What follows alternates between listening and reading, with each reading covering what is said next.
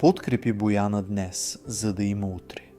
14-годишната Бояна е дете, което повече от 10 години живее с тежка форма на сколиоза и се нуждае от спешна ревизионна операция в Истанбул. Интервенцията е жизнено важна, тъй като без нея гръбначната деформация ще продължи да се влошава, застрашавайки здравето и бъдещето й.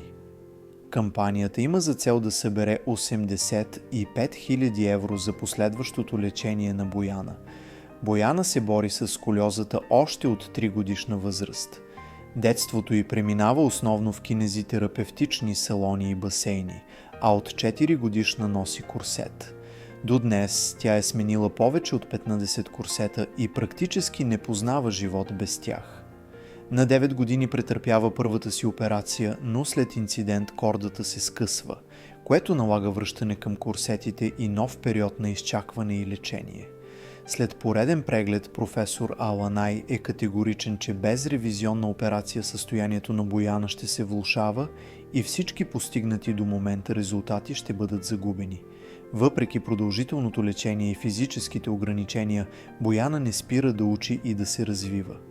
Още от първи клас участва в състезания по математика, печели награда за най-социален проект в националния есенен турнир по информационни технологии Джон Атанасов.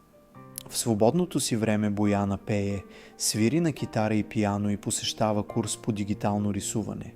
Въпреки тежката диагноза, момичето не спира да развива талантите си, академичните си способности и продължава да се цели все така високо. Подкрепата днес може да промени живота на талантливата Бояна утре и да й даде възможност да изправи не само гръбнака си, но и пътя си напред.